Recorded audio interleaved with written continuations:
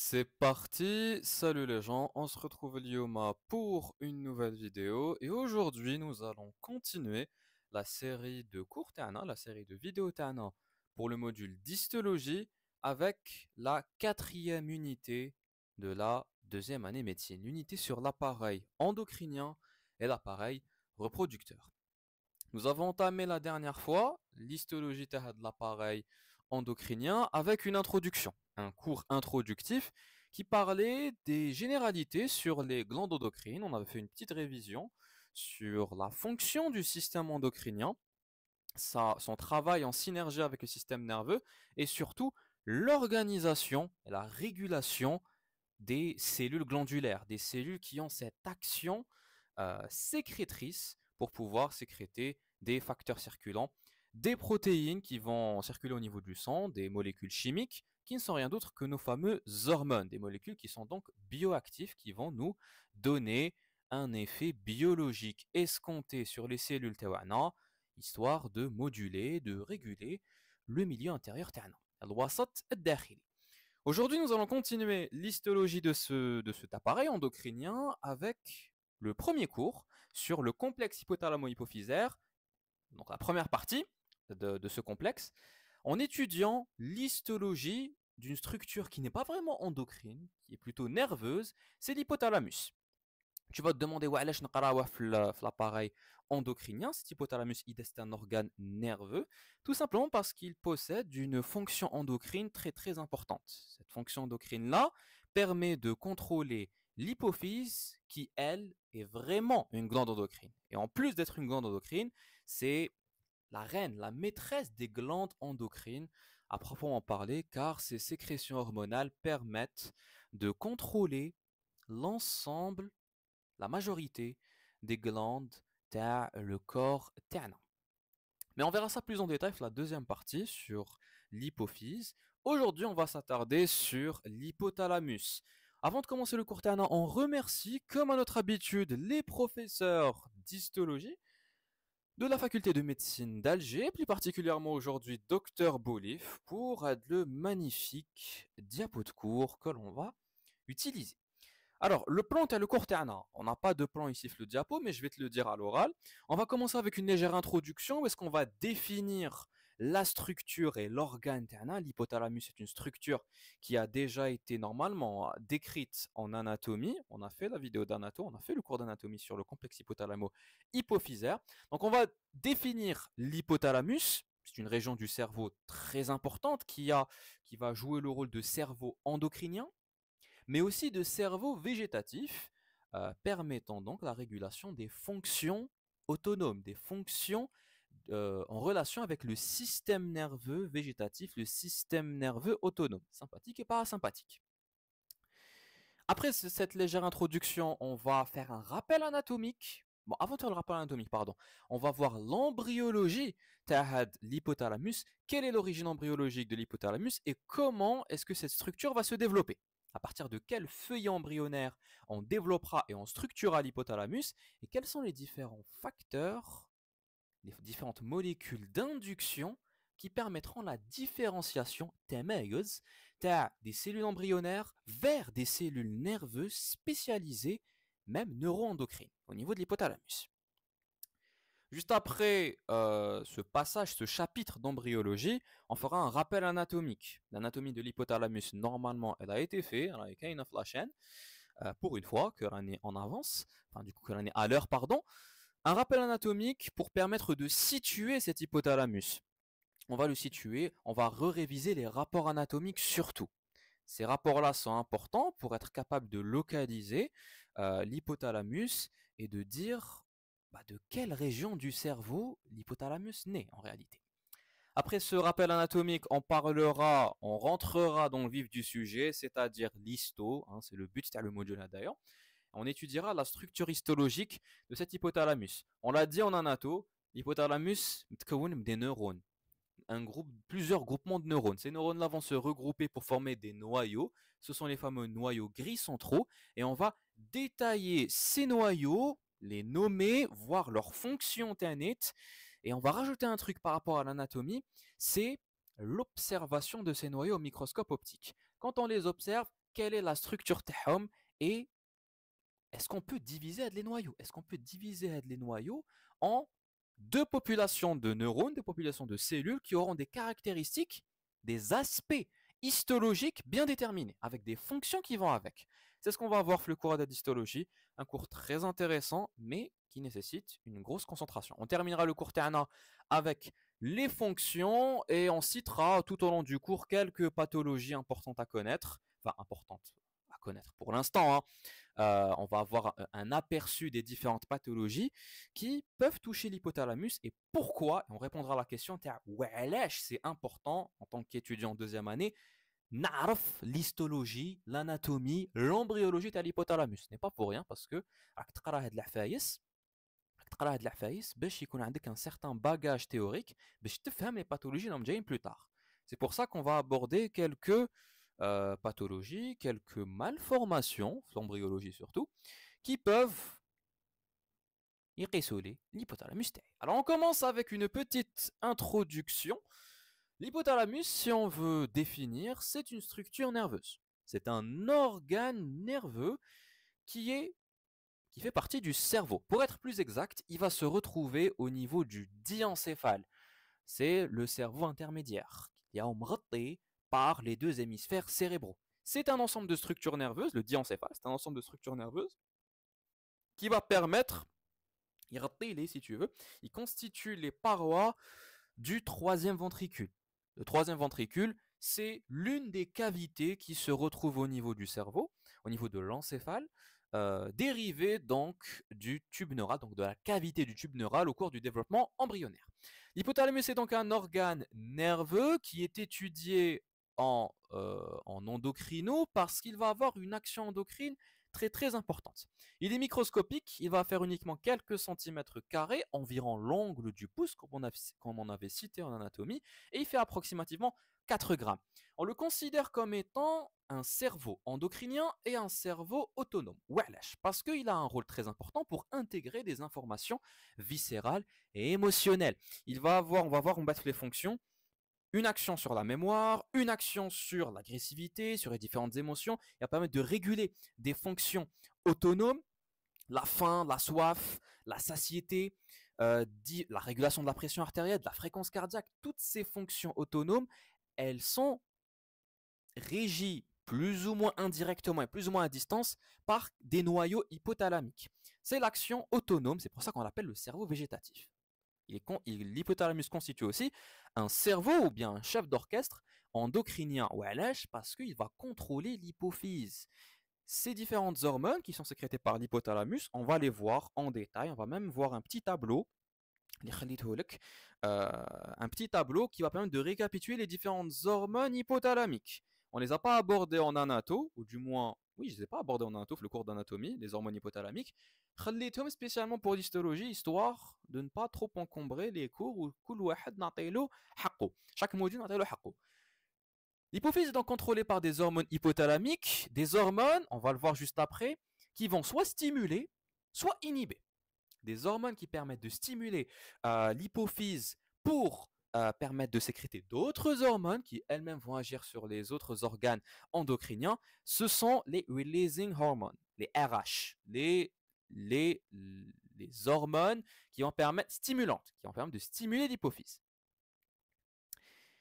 On a d'autres hormones qui, eux, vont plutôt inhiber, empêcher la sécrétion hypophysaire, la sécrétion endocrine hypophysaire.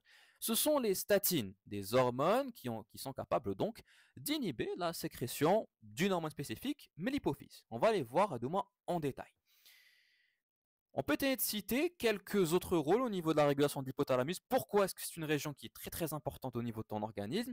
Parce qu'elle contrôle plusieurs fonctions métaboliques. Elle va permettre de réguler l'équilibre du milieu intérieur, c'est-à-dire l'homéostasie, et elle permet donc de jouer sur énormément de comportements. La joie, la tristesse, l'agressivité et le calme, surtout l'agressivité et le calme, et même les comportements sexuels. On verra ça plus en détail quand on abordera les noyaux hypothalamiques. Maintenant, on va passer à l'embryologie. Quelle est l'origine embryologique de cette structure nerveuse? Et bien justement, c'est une structure nerveuse, organe nerveux. ou si on veut être plus exact, neuroendocrine. Son origine embryologique, pour la comprendre, il faut remonter à l'embryologie de la première année avec la neurulation, la formation du tube neural. Il a fait au cours de la troisième semaine et ensuite la quatrième semaine de développement embryonnaire. On avait dit que après la gastrulation et la formation de mes trois feuillets, ectoblaste, mésoblaste et entoblaste, le feuillet ectoblastique va donner naissance à deux grandes structures. La peau, évidemment, mais le système nerveux, qui fâche par le biais donc de la formation d'un sous-type de l'ectoblaste qu'on appelle le neuroectoblaste, ou là le neuroectoderme.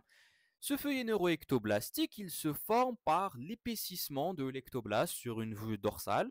Et donc, je fais les schémas embryo ta première année. On avait un épaississement l'ectoblaste qui va en former une forme de raquette. C'était la plaque neurale. Cette plaque neurale, après cet épaississement, elle va s'invaginer. Elle va en former une gouttière, la gouttière neurale. Cette gouttière-là, elle va se fermer, permettant de former à l'intérieur de l'embryon. Elle va s'internaliser, cette gouttière à l'intérieur de l'embryon, formant le tube neural. Ici, le tube neural, parce que c'est la coupe et le schéma qui veut ça. Ce tube neural-là, en se fermant, il y a certaines cellules, les bouts avec la gouttière neurale, qui vont se détacher du tube et ces cellules-là vont migrer à plusieurs endroits de l'embryon. C'est ce qu'on appelait les crêtes neurales. Ça, ce sont des notions, et tu as déjà l'embryologie, tu as la première année, les gispermensétoches. Ce tube neural-là, qu'est-ce qu'on avait dit l'amnifat en embryo. On avait dit l'amnifat vers la fin, donc au niveau de la quatrième semaine, vers la fin du programme, on avait dit que ce tube neural-là, au niveau céphalique, déjà ce tube neural va donner naissance au système nerveux central, la moelle épinière et l'encéphale. La région crâniale, on avait un épaississement et la formation de vésicules au niveau de cette région antérieure. 3 vésicules, pour être plus exact. Une vésicule très très antérieure qu'on appelait le proencéphale, ou le prosencéphale avec un S en ayant. Une intermédiaire, le mésencéphale, et une un peu plus caudale, la plus caudale des trois, la plus postérieure si on veut, le rhombencéphale, pardon. Ces 3 vésicules-là vont se développer pour ensuite nous donner 5 vésicules cérébrales permettant de donner naissance aux structures encéphaliques. Essentiellement donc les 2 hémisphères cérébraux, le diencéphale, le cervelet et le tronc cérébral.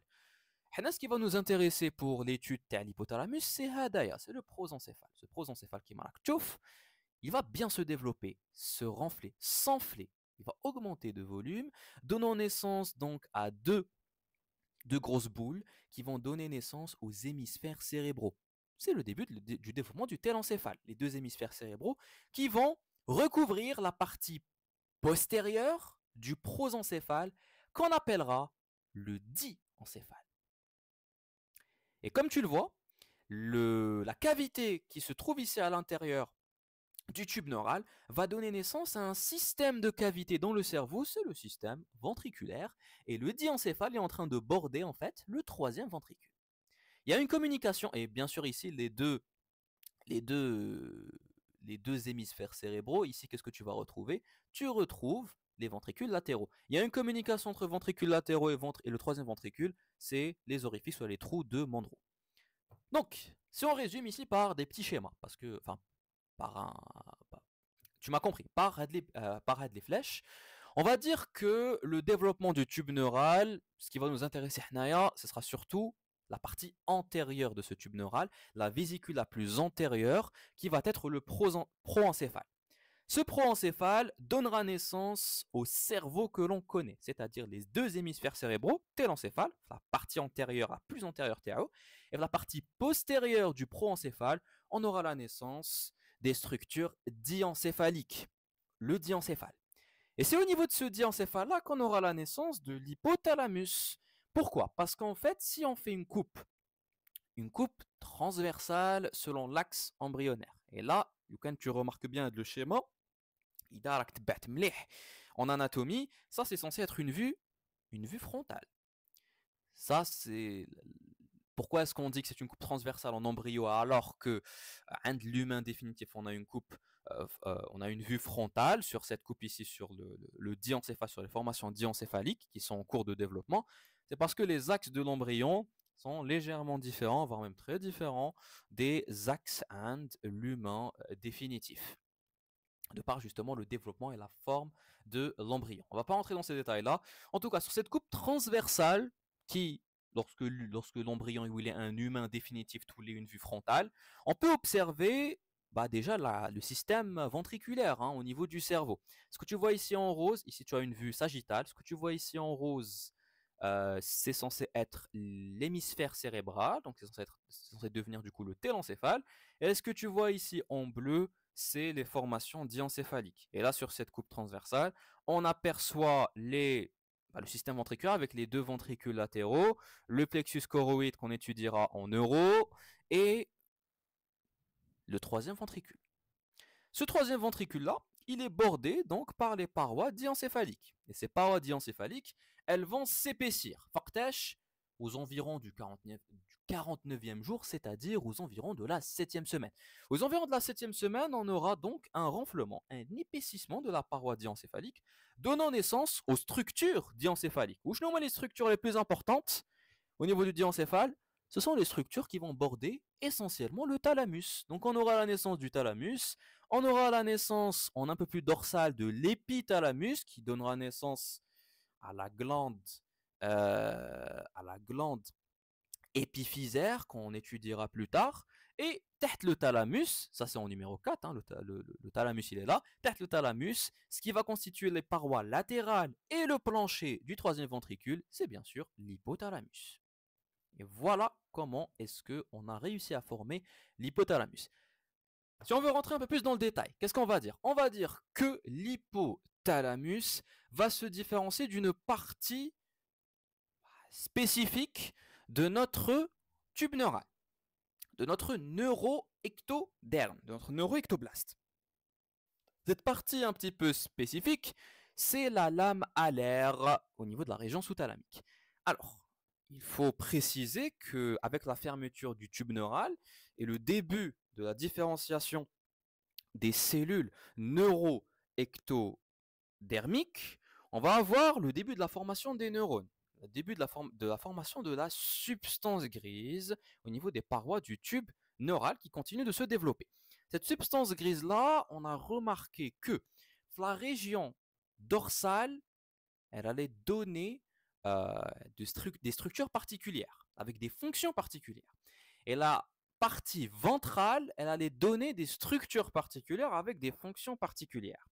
La partie dorsale de la substance grise constituant les parois du tube neural. C'est ce qu'on appelle la lame alaire. Elle donnera naissance à des structures qui auront des fonctions sensitives.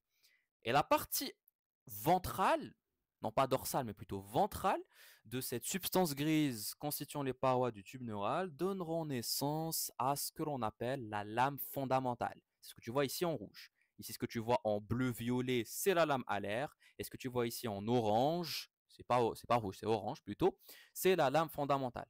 Substance grise qui donnera naissance essentiellement à des structures motrices. Ce qu'on a remarqué, c'est que la région proencéphalique, la région du diencéphale, c'est la lame alaire qui se développera le plus. Elle donnera naissance à l'hypothalamus. C'est pour ça qu'on dit que l'hypothalamus se différencie, ou du moins se développe, à partir de la lame alaire. Bien sûr, la région sous-thalamique, juste derrière le thalamus. Certains auteurs évoquent une éventuelle origine à partir de la lame fondamentale, mais elle est partielle et qui marque Tchouf, elle est entre parenthèses. On ne la cite pas réellement, mais on peut considérer que la lame fondamentale peut donner, euh, de par certaines cellules, une certaine origine à cet hypothalamus. Donc on aura la naissance de l'hypothalamus à partir de notre neuroectoblaste, plus précisément à partir de la lame alaire qui va border le troisième ventricule et former le diencéphale. Et ça va donner naissance aux différents noyaux nerveux hypothalamiques, une série de neurones qui vont se regrouper en noyaux et donc constituant l'hypothalamus. Ces noyaux-là, constituant donc l'hypothalamus, constituant les tubercules ou les corps mammillaires, et une partie de l'hypophyse. une partie, la partie postérieure de l'hypophyse, qui est en réalité la continuité de l'hypothalamus d'un point de vue histologique, et on le verra ça plus tard, la deuxième partie de le cours, c'est la neurohypophyse par le biais d'une évagination. Zid, si on veut rentrer encore plus dans le détail, bon, ici, on n'a qu'une vue, une coupe sagittale médiane qui permet donc de voir les différents éléments constituant ici la zone diencéphalique. On a la lame alaire qui donnera naissance aux structures ici sous-thalamique et thalamique. La lame fondamentale, ici ce que tu as en rose, c'est l'hémisphère cérébral.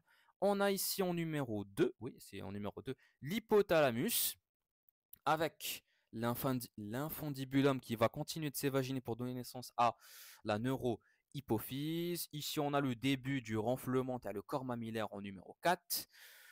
Quoi d'autre? On a ici le sillon sous-thalamique permettant donc de séparer le thalamus de l'hypothalamus. Et on a d'autres structures qui commencent à naître avec la lame terminale, avec le chiasma optique, le bulbe olfactif, ici en 18, et les autres structures qui ne nous intéressent pas pour le moment.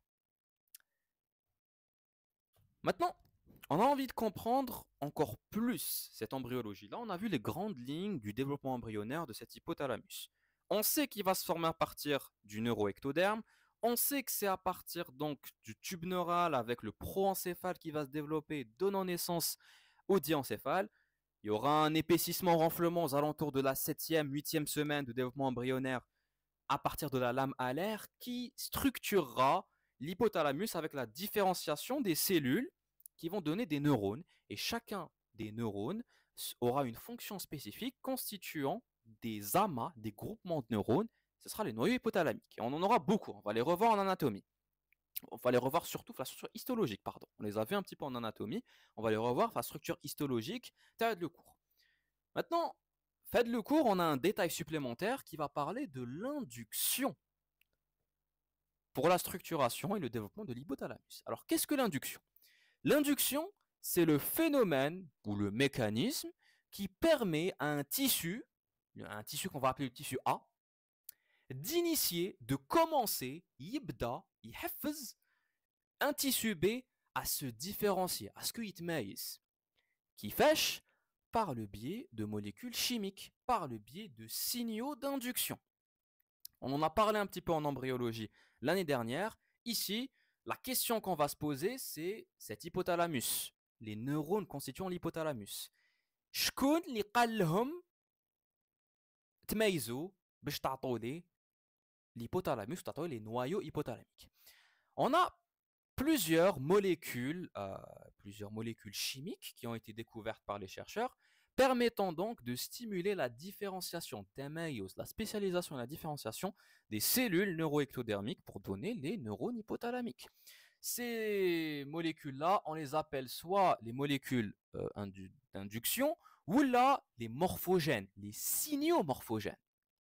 Ce sont généralement des protéines, des lipides, voire même des glycoprotéines qui vont induire une cascade de réactions biochimiques, on ne va pas entrer dans les détails, une cascade de réactions au niveau cellulaire permettant de réguler l'expression génique. يعني التعبير الموريتي. Ils vont permettre de réguler التعبير الموريتي qui fait en régulant la transcription, c'est-à-dire l'istinsar. Qui fait que tu vas réguler la transcription? Eh ben, c'est en régulant les facteurs de transcription. عوامل الاستنساخ, des molécules chimiques qui ont pour but justement de réguler le travail de l'ARN polymérase pour que une cellule, par exemple musculaire, exprime les gènes pour la fonction et la structure تاعها, et que par exemple une cellule nerveuse exprime les gènes pour la structure et la fonction تاعها. C'est ça la véritable raison, التفسير تاع علاش كاع les cellules تاع le corps تاعنا عندهم un seul et même matériel génétique, c'est le noyau, c'est la chromatine تاعك, les chromosomes تاعك, mais chacune d'entre elles se spécialise dans un domaine particulier. La cellule musculaire a une structure et une fonction particulière. La cellule nerveuse عندها بنية ووظيفة معينة. La différence ما بيناتهم, malgré qu'ils ont le même matériel génétique, c'est justement l'expression des gènes. Ils ne vont pas utiliser le matériel génétique de la même manière. Elles ne vont pas exprimer les mêmes protéines, ils ne vont pas synthétiser les mêmes protéines, ce qui va avoir pour effet de donner des cellules différentes d'un point de vue structure et d'un point de vue fonction. Et ce qui permet cette différenciation, cette spécialisation des cellules, c'est justement les morphogènes, les signaux morphogènes. Et c'est important de les connaître pour comprendre le phénomène de développement embryonnaire des structures TOA. C'est ça l'induction. Alors, les molécules d'induction, pour la structuration et le développement de l'hypothalamus. On a 3 à 4 signaux morphogènes qui vont nous intéresser pour l'hypothalamus. Certains auteurs en citent plus. On va se contenter de le programme TERN. Alors, quelles sont les molécules? Ce sont des molécules et des protéines, elles te disent quelque chose. La protéine, ou du moins la famille de glycoprotéines WNT, les glycoprotéines wingless, on les appelle WNT. On a la protéine nodale et on a la protéine SHH. La protéine, le terme SHH, c'est un acronyme, si je ne me trompe pas, donc pour Sonic Hedgehog. Oui, on a nommé une protéine à l'hsab Sonic, oui, le Sonic, le hérisson bleu, le personnage de jeu vidéo. J'aimerais bien trouver une protéine où c'est Mario ou la Luigi, mais pour l'instant, mazal. En tout cas, les 3 protéines, ou du moins les familles donc de protéines de glycoprotéines, qui sont des morphogènes, permettent par le biais, elles vont permettre d'agir sur 2 plans pour induire le développement embryonnaire de l'hypothalamus. Qui fait sur un premier plan qui m'a cascade de réactions permettant de réguler l'expression génique, l'expression des gènes. Régulant l'expression des gènes, c'est-à-dire les facteurs de transcription pour l'estincère.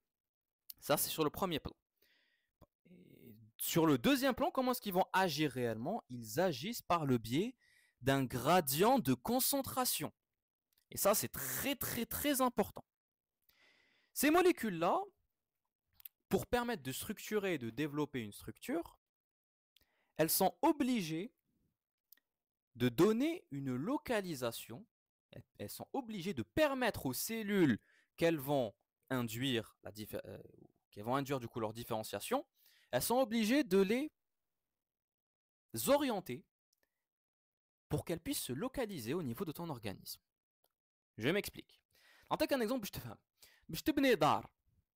Est-ce qu'il te suffit de خدامين وتبدا تبني هكاك برك؟ Non, لازم لك un architecte يدير لك un plan تاع الدار والخدامين يتبعوا لك هذاك لو بلان مع des ingénieurs et tout يتبعوا لك هذاك لو بلان باش نقدر نبني الدار تاعي.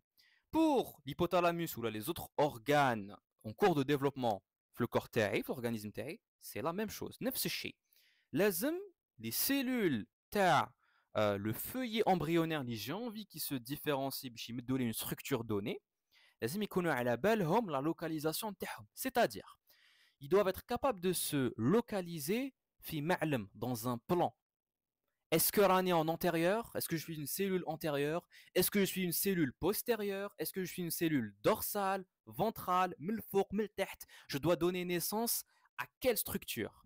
Et au niveau de l'hypothalamus, est-ce que ma cellule va donner naissance, elle va se différencier en une cellule hypothalamique antérieure, hypothalamique postérieure, ventrale, dorsale, en haut, من التحت, médiale, latérale? Et donc, on est obligé de permettre aux cellules de se localiser. Comment est-ce qu'elles vont se localiser? Par le biais du gradient des signaux. Chacun de mes signaux morphogènes va être sécrété par des structures qui auront un emplacement différent. Par exemple, WNT, les signaux morphogènes wingless, les glycoprotéines Hadouma, la famille des glycoprotéines WNT, sont sécrétés essentiellement par le mésoblaste paraaxial, c'est-à-dire les somites. Et ce mésoblaste paraaxial, par rapport à l'hypothalamus, il est en postérieur. Pour la protéine nodale et la protéine Sonic Hedgehog SHH, elles sont quant à elles sécrétées par du mésoderme axial, la corde, ou du moins par le mésoderme qui est ici, la corde précordale, en ventral. On a d'autres protéines, ici des WNTA, donc des antagonistes des WNT, qui sont sécrétées non pas par du mésoderme, mais par du neuroectoderme antérieur. On a une sécrétion antérieure. Donc on a une sécrétion antérieure, On a une sécrétion postérieure, on a une sécrétion ventrale, يعني من التحت. Ce qui fait que chacun de ces signaux morphogènes aura un gradient déterminé. Les WNT يكونوا بزاف en postérieur, les antagonistes يكونوا بزاف en antérieur, et nodal et SHH يكونوا بزاف من التحت en ventral. Et c'est ce gradient de concentration de mes signaux morphogènes qui permettra aux cellules de se localiser. La cellule lirahe en postérieur, elle va se différencier comme étant une cellule postérieure de l'hypothalamus parce qu'elle va recevoir beaucoup de WNT. Une cellule en antérieur, elle se différenciera comme étant une cellule antérieure parce qu'elle va recevoir beaucoup d'antagonistes des WNT. Les antagonistes des WNT permettent de limiter l'effet tar les WNT en antérieur.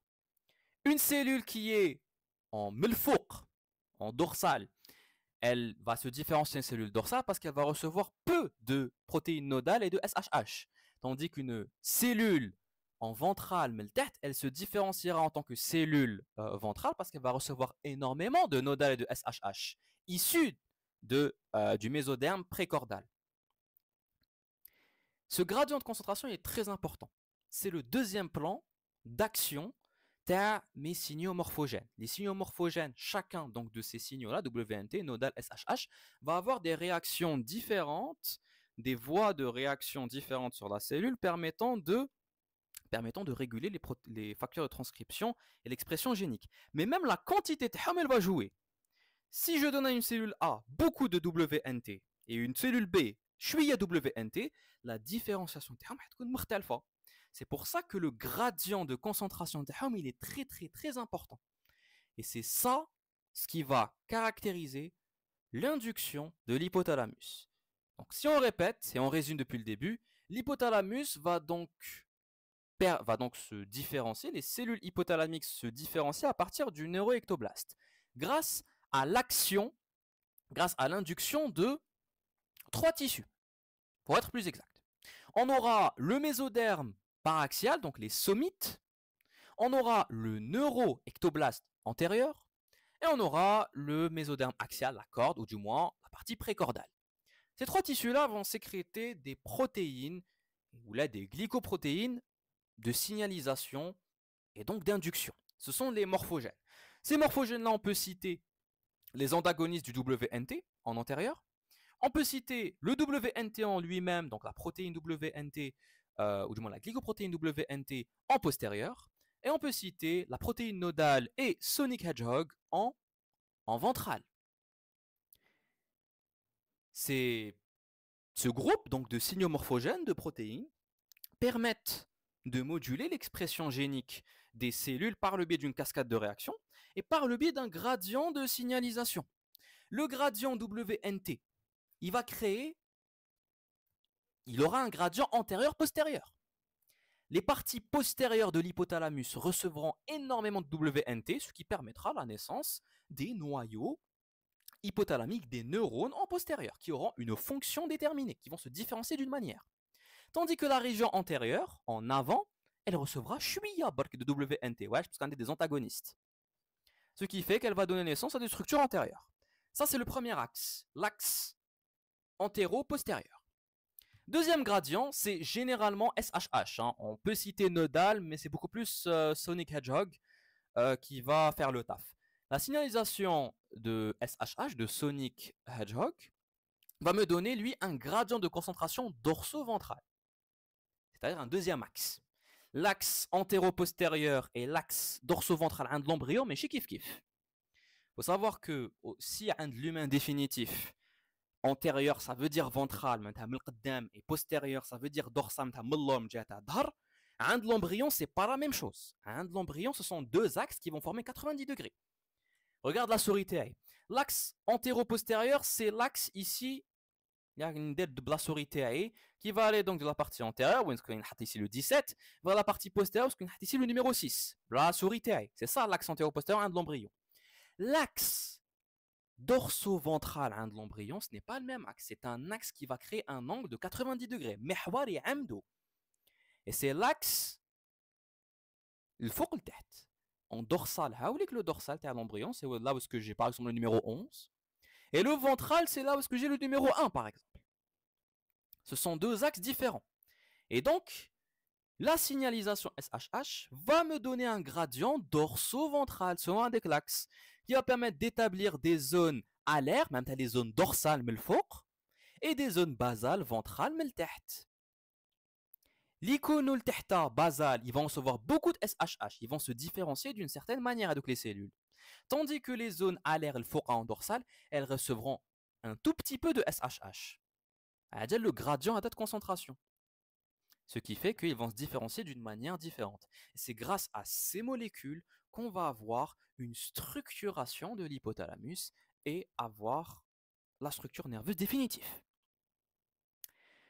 Voilà pour l'embryologie de l'hypothalamus. On n'a pas terminé en soi parce qu'on va parler un petit peu des malformations. Il faut savoir que, tu vas te poser la question, je me نكسر راسي نحفظ WNT, nodal, SHH, les gradients de signalisation وهاد الشيء كاع les signaux morphogènes. C'est très simple, c'est parce que عندهم une importance niveau pathologie, عندهم une importance pour les malformations. قلت لك هاد les protéines, les glycoprotéines ou même هاد les lipides de signalisation, هاد les signaux morphogènes, elles sont très importantes parce que c'est elles qui permettent la différenciation, la structuration de mes structures pour le développement embryonnaire. تسمى واش معناتها معناتها اذا عندي طفره وراثيه عندي des mutations génétiques يصراولي في des structures qui ont un rapport de près ou de loin avec les molécules de signalisation, que ce soit Sonic the Hedgehog, que ce soit les facteurs Hadoma FGF8, les facteurs BMP, les protéines WNT, ou la même عوامل استنساخ, les facteurs de transcription. On en a cité ici plusieurs. Qu'est-ce qui se passe? Ce qui se passe, c'est que j'aurai un problème au niveau du développement embryonnaire et ça va me causer des malformations congénitales. Donc j'aurai un problème au niveau de la différenciation, de la spécification des structures au niveau du cerveau, dans l'hypothalamus. Et je peux avoir plusieurs types de malformations cérébrales, plus ou moins sévères, qui peuvent du coup apparaître. On peut citer l'holoproencéphalie, malformation qui vient en fait du déficit de segmentation du cerveau et des régions cérébrales. On peut citer la dysplasie septo-optique. C'est kiff-kiff, malformation congénitale, une dysplasie, c'est quoi? C'est un manque de développement d'un tissu. Un tissu, il n'est pas suffisamment développé, il n'est pas suffisamment bien formé. Dysplasie septo-optique qui peut toucher, par exemple, des nerfs optiques. Par exemple. Adomas, ce sont des exemples de malformations congénitales qui peuvent arriver dans le cas où est-ce que j'ai des pépins, des problèmes au niveau de la structure de les protéines, au niveau de la structure de les molécules, pour être plus exact, les molécules de signalisation et des facteurs de transcription. C'est pour ça que c'est important, parce que si on est capable de comprendre le fonctionnement des signaux morphogènes, et qu'on est capable de comprendre, du coup on va être capable de comprendre qui fait chez les malformations, les problèmes au niveau génétique, au niveau donc des mutations, des protéines ou des molécules. C'est pour ça que c'est important. Et si on comprend ça, on sera capable de comprendre d'éventuels traitements ou là de développer d'éventuels traitements pour empêcher que les pathologies sera ou là peut-être même les guérir. Donc si on te pose la question quelle est l'origine embryologique de l'hypothalamus, quel est le feuillet, c'est-à-dire le feuillet embryonnaire qui donne naissance à l'hypothalamus, tu vas dire le neuroectoblaste, le neuroectoderme, qui est donc le feuillet qui donnera naissance aux structures nerveuses au niveau proencéphalique, puis au niveau diencéphalique, donnant naissance donc à l'hypothalamus, grâce à une induction qui me vient de plusieurs signaux morphogènes sécrétés par les somites, sécrétés par le neuroectoderme antérieur et sécrétés par le mésoblaste axial précordal. Il faut savoir que j'ai un cas particulier. Ce n'est pas guère les neurones de l'hypothalamus qui me viennent de la lame alaire au niveau neuroectoblastique. J'ai une origine, j'ai des neurones particuliers. Ce sont les neurones à GnRH, les neurones qui vont sécréter l'hormone libérante ou la libérine des gonadotrophines. La GnRH, c'est une hormone qui permet, c'est une hormone hypothalamique qui va permettre la libération flipophyse de FSH-LH, les gonadotrophines. Ces gonadotrophines permettent d'agir sur les gonades, testicules et ovaires, initiant donc leur activité et la sécrétion d'autres hormones d'un point de vue endocrin. Les neurones à GnRH, on a remarqué que leur origine embryonnaire elle est un peu spéciale, un petit peu spécifique. Contrairement à la majorité des neurones hypothalamiques, les chiffres d'origine neuro-ectoplastiques, les neurones hadouma à GnRH, on a remarqué qu'ils donnaient la placode olfactif au niveau du 11e jour. Alors, au niveau donc de cette placode olfactive, faut savoir que les placodes, c'est un épaississement de l'ectoblaste, c'est le feuillet ectoblastique, qui va permettre donc de me donner les organes sensoriels. J'aurai des placodes olfactives pour permettre de me donner les structures olfactives permettant de sentir. J'aurai des placodes optiques permettant de donner une partie de la structure des yeux, permettant donc de voir. J'aurai des placodes otiques me donnant partie de la structure de la future oreille, permettant d'entendre. Ces placodes-là sont donc issus du feuillet ectodermique ou là ectoblastique. Et les placodes olfactives, donc on a remarqué que c'est à leur niveau qu'ils donnent des neurones à GnRH qui vont migrer. Elles vont migrer vers l'hypothalamus par le biais des axones olfactifs. Il faut savoir que leur origine est toujours controversée. Il n'y a pas de consensus sur l'origine claire des neurones à GnRH. Certains auteurs vont te dire que non, elles viennent définitivement des placodes olfactives, il n'y a pas de doute là-dessus. Elles se différencient à partir des ectoblastes, qui permet donc de me donner les placodes olfactives. D'autres vont te dire là, ils ne viennent, des auteurs vont dire que l'origine de ces neurones-là vient en fait des crêtes neurales. Tu te souviens, donc la partie, les cellules Hadouk, les bouts de cellules, les amas cellulaires qui se détachent de la gouttière neurale au cours de la fermeture pour me donner le tube neural. Ces crêtes neurales qui vont migrer un peu partout dans l'embryon pour donner des structures qui vont être affiliées de près ou de loin au système nerveux périphérique, elles peuvent donner d'autres structures. Ici, on te dit, certains auteurs disent que les crêtes neurales donnent naissance à ces neurones à GnRH qui vont ensuite se retrouver dans la placode olfactive. Et la placode olfactive, elle va encore migrer au niveau de l'hypothalamus. On laisse un point d'interrogation pour la question parce que c'est encore du domaine de la recherche.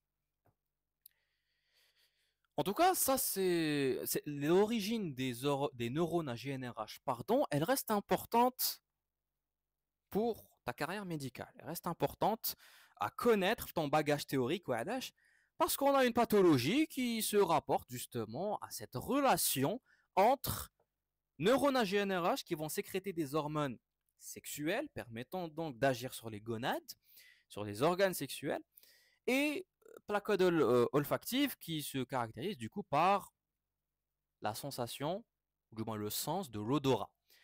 Quelle est la pathologie qui va permettre de lier les deux symptômes? C'est le syndrome de Kalman. Alors, on a un syndrome, une pathologie qui caractérise un individu qui présente une anosmie, c'est-à-dire qu'il n'est pas capable de sentir, mais carrément, et un manque de développement sexuel, c'est-à-dire un hypogonadisme. Les gonades ne sont pas développées, elles sont même atrophiées. Il n'y a pas de développement sexuel endo. Les gonadotropes ne sont pas développés. C'est un hypogonadisme. Qui plus est, hypogonadotrope. Ou je même hypogonadotrope, ça veut dire que je n'ai pas de sécrétion de GnRH. L'hypogonadisme, bon, c'est une pathologie un peu, bon, on va pas en les détails, mais elle peut être hypergonadotrope. On a précisé, c'est un hypogonadisme hypogonadotrope parce que j'ai un manque de GnRH. هيا فهم لي دوكا وين راه لا ريلاسيون ما بين واحد ما يشمش ou عنده un hypogonadisme parce que j'ai pas de GnRH. Le problème alors justement fait les neurones à GnRH. Si on a un développement incorrect de la placode olfactive, de la placote nasale, qu'est-ce qui se passe? Développement incorrect de la placote nasale. De un, le bnadem yrdeshichem. Et de deux, les neurones à GNRH ne sont pas bien formés, ou du moins la migration تاعهم ما تجيش مليح, ce qui fait qu'elles vont pas fonctionner correctement et donc me donner un hypogonadisme hypogonadotrope. C'est l'étiologie du syndrome de Kalman. Ça peut même être accompagné d'une aplasie des bulbes olfactifs, toujours en relation avec le manque justement d'odorat et cette anosmie. Tu vois Kifesh, Henaya, c'est un super exemple. J'adore être de diapo à la de ça. On réussit à te montrer par le biais de ces petits exemples Kifesh, l'étude structurelle et même l'étude du développement embryonnaire, de l'histologie, de l'anatomie, des structures d'actes en deuxième année, a une importance باش يكون لك un bagage théorique suffisant باش تفهم les pathologies plus tard. دوكا واحد اللي ماهوش فاهم l'origine تاع les neurones à GNRH كيفاش il va pouvoir faire le lien en clinique mais pour le syndrome de Kalman. Comment il va faire le lien entre une anosmie et un hypogonadisme, un manque de développement telle les gonades? Il peut pas, parce qu'il ne connaît pas justement le développement de l'hypothalamus et plus particulièrement des neurones à GNRH. On a terminé avec l'embryologie, c'était très intéressant. On va maintenant faire un bref rappel anatomique. Parce qu'on a fait l'anatomie de l'hypothalamus en détail, le module d'anatomie. Alors, comme on a dit, l'hypothalamus, c'est la région ici en violet. C'est une région du diencéphale qui va constituer les parois latérales et le plancher du troisième ventricule. Si on veut placer l'hypothalamus qui marque ici, il est en 1. Donc ici, on a deux vues qui sont contraires. Ici, on a une coupe sagittale où j'observe l'hypothalamus sur la gauche, parce qu'en fait j'ai l'antérieur taille vers la gauche. Ici c'est l'inverse, l'antérieur taille est sur la droite. C'est pour ça que l'hypothalamus a de la structure en bleu, elle est légèrement sur la droite. Structure ici qui va constituer du coup les parois latérales et le plancher du troisième ventricule, qui va être en avant et tête le thalamus. C'est pour ça qu'on l'appelait l'hypothalamus, par le biais justement d'un sillon qui va les séparer. C'est le sillon hypothalamique. Ici, on a une coupe frontale qui permet donc de nous montrer les structures diencéphaliques. C'est très schématisé. On peut apercevoir ici le V3, le troisième ventricule, qui communique avec les ventricules, avec les ventricules latéraux, Hamlik, VL, VL, par le biais donc du trou de Monro. Donc, des trous qui permettent de faire communiquer les trois ventricules. Ces ventricules-là vont permettre, par le biais des cellules qui vont tapisser la paroi de sécréter le liquide céphalorachidien, le LCR. Ce liquide céphalorachidien, il est très important pour le système nerveux et il est sécrété et il va se trouver ici au niveau donc du système ventriculaire, des cavités de notre cerveau, de notre encéphale. Qu'est-ce que tu observes? Tu observes ici en bleu le thalamus, tu observes ici en vert l'hypothalamus qui marque chouf, il constitue paroi latérale, plancher du troisième ventricule. On a des épaississements, des renflements en inférieur, qui constituent les corps mammillaires, ou les tubercules mammillaires. Ce qui va nous intéresser ici en anato, ici tu as la même vue, mais ça sur une vue, enfin non, c'est pas la même vue, pardon. C'est une coupe ici sagittale, donc une vue sagittale, toujours très très schématisée, où on va nous montrer en violet thalamus, hypothalamus et la région subthalamique. Coulesh il est en violet, mais tu peux réussir à le différencier parce qu'ici en numéro 1, délimité par le sillon Adaya, c'est le thalamus. La structure nerveuse qui va surplomber le diencéphale. Le tehto en avant, la structure Hanaya, c'est l'hypothalamus. Et en arrière, c'est la région subthalamique. Ce qui nous intéresse, Hanaya, c'est plus précisément l'hypothalamus. Cet hypothalamus-là, il est important ici la partie si on a un taux, d'être capable de le localiser, c'est-à-dire de donner ses limites et surtout ses rapports anatomiques. L'hypothalamus, il est bien sûr tête le thalamus, qui est lui-même tête des structures diencéphaliques permettant de lier les hémisphères cérébraux et a fortiori de lier d'autres structures au niveau donc de l'encéphale. On a d'abord le corps calleux. Une grosse commissure un amas de substances blanches, donc d'axones de neurones, qui permet de lier les hémisphères cérébraux à Benatom. Ce corps calleux, tu l'observes ici sur une vue sagittale, sur la vue frontale, Hawlik, c'est la partie en jaune, Hawlik, le fameux corps calleux. Le corps calleux, pardon, on a le septum pellucidum. C'est une légère membrane permettant de séparer les ventricules latéraux mabinatum, qui n'est pas visible ici sur cette vue frontale. En tout cas, pardon, le septum pellucidum, on a ce que l'on appelait avant le trigone et que l'on appelle maintenant le fornix. Kif kif, c'est une commissure donc qui va permettre de lier les structures encéphaliques. Elle est importante, parce que elle permet, au niveau de l'hypothalamus, parce qu'elle permet de lier les corps mammillaires, les tubercules mammillaires, les pointillés qui nous montrent le fornix, de le lier avec d'autres structures cérébrales, permettant la fonction car la mémoire et la gestion des émotions. Le système qui permet l'ensemble des structures nerveuses permettant de contrôler la mémoire et les émotions, c'est le système limbique, qui est constitué donc de l'hippocampe, de l'amygdale, etc., etc. On les verra en neuro, Inch'Allah. Mais ce fornix, il est très très très intéressant, très très important, qui a une liaison directe avec l'hypothalamus. Donc, تحت le fornix, on a le thalamus تاعنا qui va ensuite juste nous donner l'hypothalamus. Voilà donc le rapport en haut, en supérieur de l'hypothalamus. C'est le thalamus, c'est le fornix, c'est le corps calleux, et bien sûr entre les deux, tu peux citer le septum pellucidum, même si ce n'est pas obligatoire. Ça, c'est en melfouk. En arrière, l'hypothalamus, on avait dit en anato, qui était en rapport avec le tronc cérébral. Il était en rapport avec le tronc cérébral, pardon. Il était en rapport avec le tronc cérébral, plus précisément avec la région du mésencéphale. Donc cet hypothalamus qui est visible ici en numéro 2. Il se continue donc en arrière par le biais de la région subthalamique et il aura un rapport avec le mésencéphale. Ici, on peut voir l'aqueduc du mésencéphale, une partie, une structure nerveuse qui se situe ici au niveau mésencéphalique.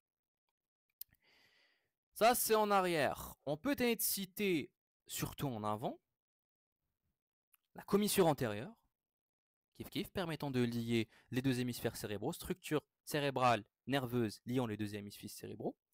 On a le chiasma optique, qui est la réunion, ou du moins le croisement, pour être plus exact, le croisement de mes deux nerfs optiques, la paire des deuxièmes nerfs crâniens.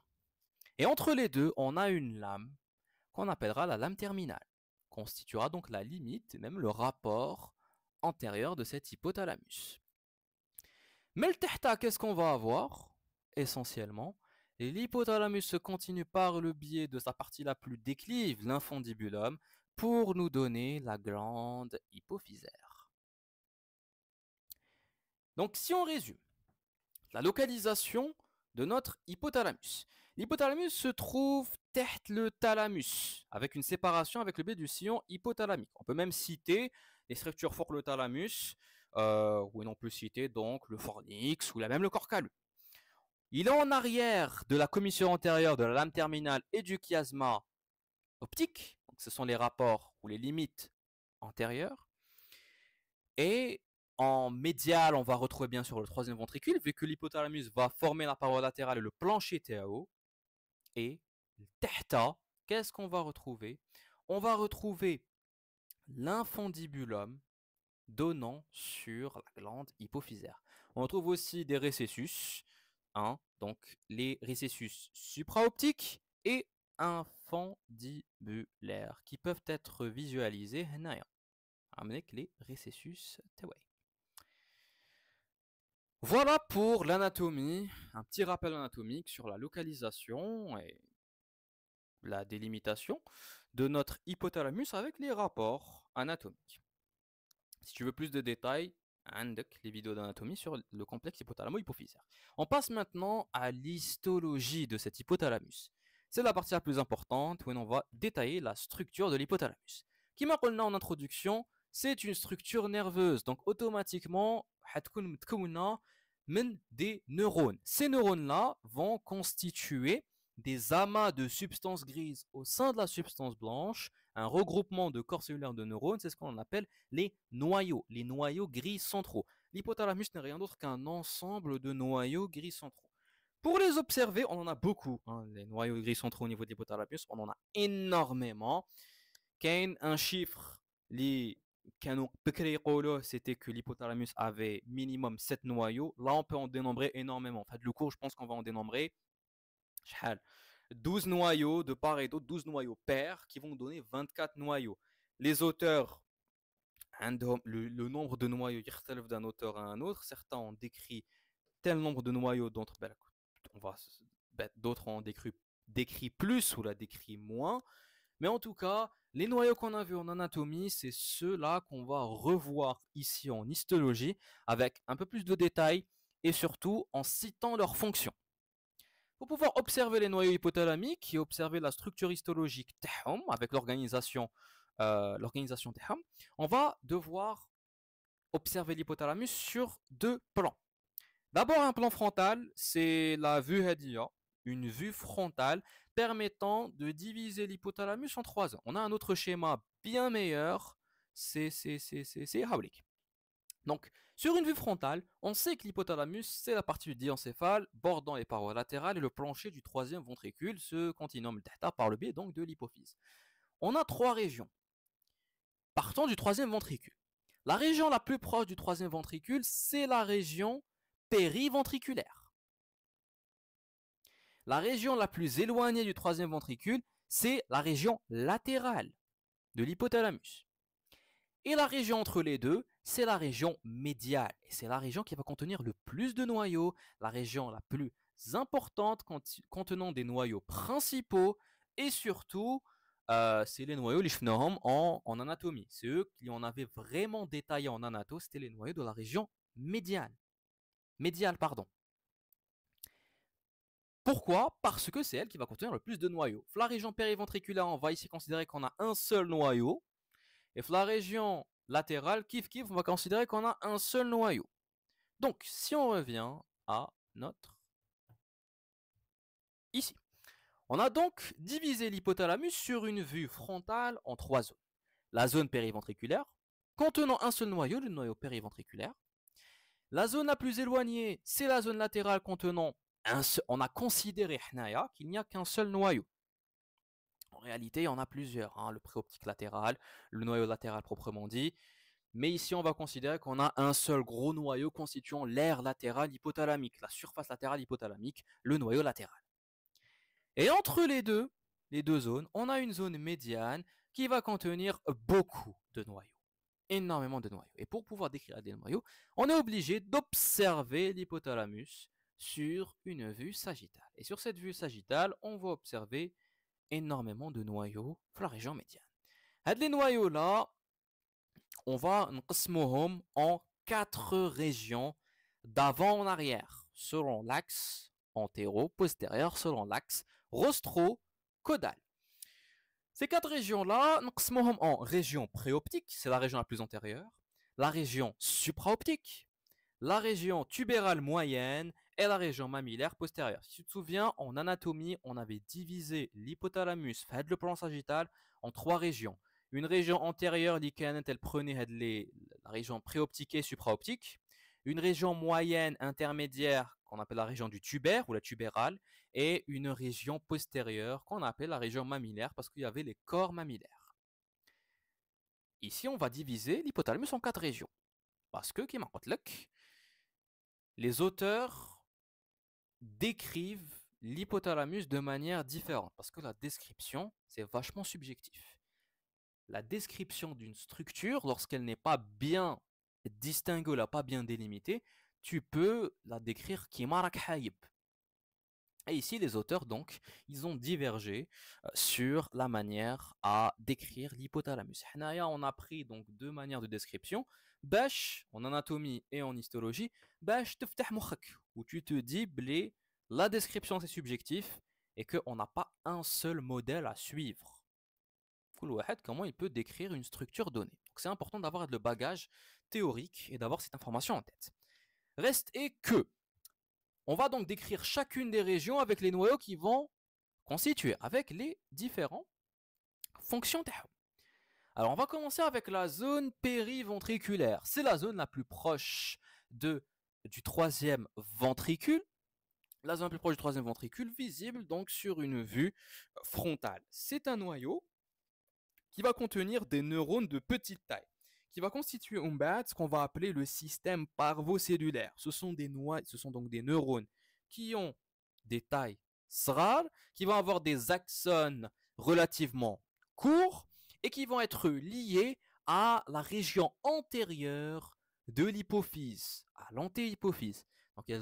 Donc ce système-là, qui est constitué de plusieurs noyaux, mais chez le noyau périventriculaire, ce système-là va sécréter plusieurs hormones, des libérines qu'on appelle des RH, ici bon RF c'est des RH, c'est des hormones qui sont RH, qui est ma GNRH, qui est ma GHRH, on va les voir juste après, sont des releasing hormones qui vont donc stimuler la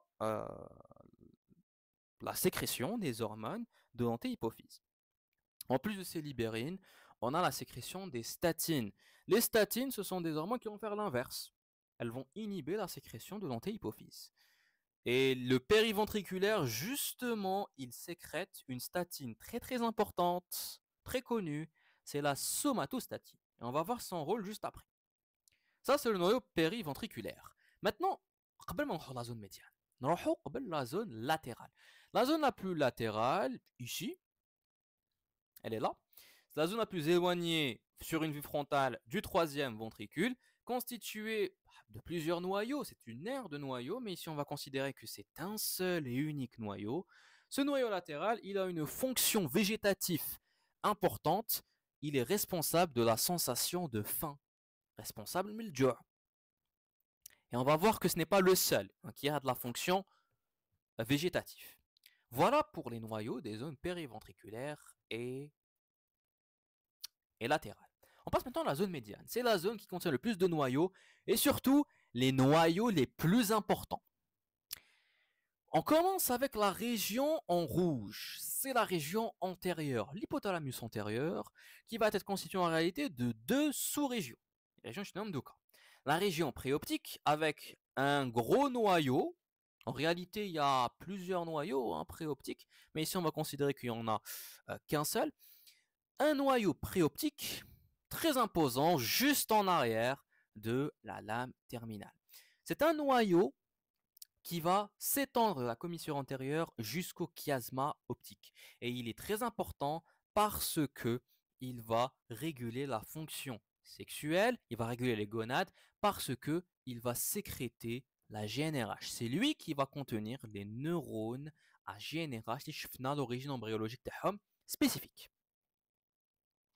Ces neurones à GNRH donc vont sécréter la GNRH, la gonadotrophine releasing hormone, qui va permettre d'agir sur l'antéhypophyse pour sécréter la FSH et la LH, qui vont jouer sur les gonades. Elles vont agir sur les gonades, ovaires ou testicules, permettant leur fonction, d'assurer donc les différentes fonctions sexuelles et gonadiques. Ce préoptique, on a remarqué un détail important, c'est qu'au-delà de cette fonction endocrine, il est dimorphique. Ou je m'appelle dimorphique, عنده deux formes possibles selon le sexe de l'individu. On a remarqué donc un dimorphisme sexuel au niveau de ce noyau préoptique. Le noyau préoptique عند les femmes, mais chez qui même le noyau préoptique عند les hommes, d'un point de vue de la forme et de la structure.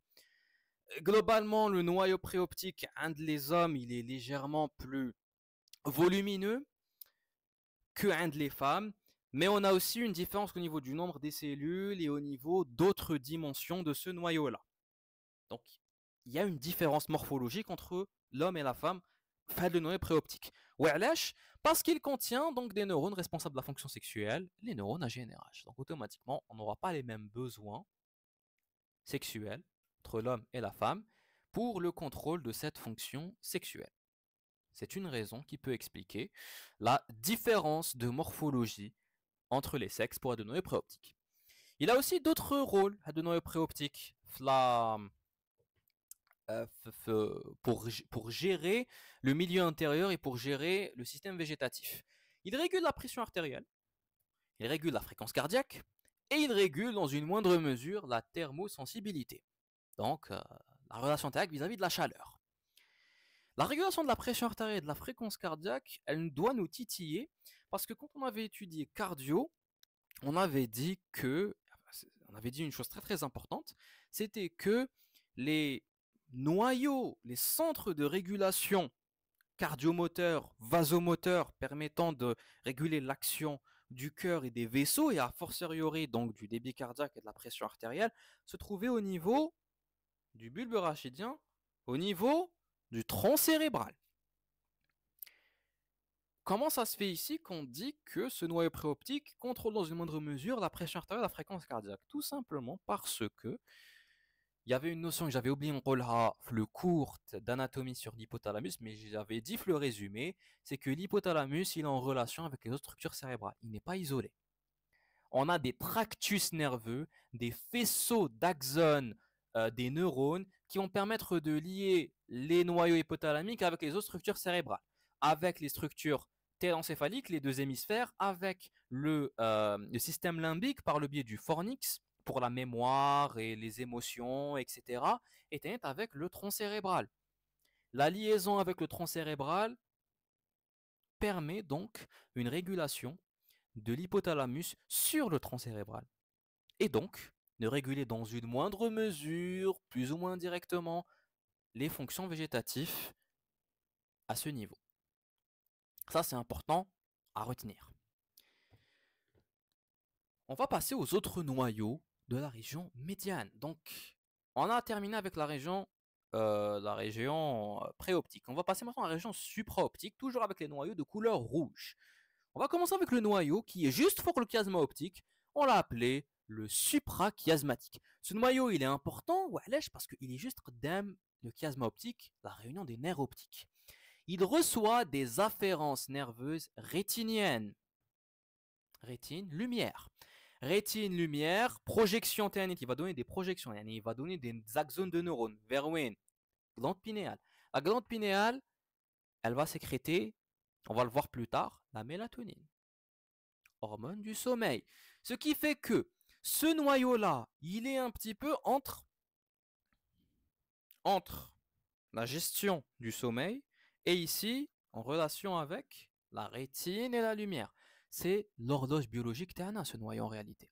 Ce noyau-là contrôle le rythme circadien, il suit un rythme circadien et c'est l'horloge biologique Tana, le corps Tana. Ce suprachiasmatique-là, c'est lui qui va permettre de donner des signaux à ton corps pour te dire ah tiens, راني عيان وقت نرقد parce qu'il fait nuit. Ah tiens, لازم نوض parce que راني طلع الشمس لازم تنوض. Voilà, à tel moment, à telle heure, tu dois sécréter telle hormone parce que tu dois suivre un rythme circadien à l'hsab, l'alternance jour-nuit sur 24 heures. C'est ce noyau-là qui est donc responsable de gérer l'horloge biologique TAC. Très très important, le noyau suprachiasmatique. Zid, on va parler des trois autres noyaux qui sont ici en postérieur. Donc, le noyau antérieur hypothalamique, c'est lui. Il est important, Walash, parce que lui, il va réguler la température TAC. Il joue le rôle de thermostat avec l'hypothalamique postérieur. Hein. Et lui, son rôle, c'est de dissiper la chaleur.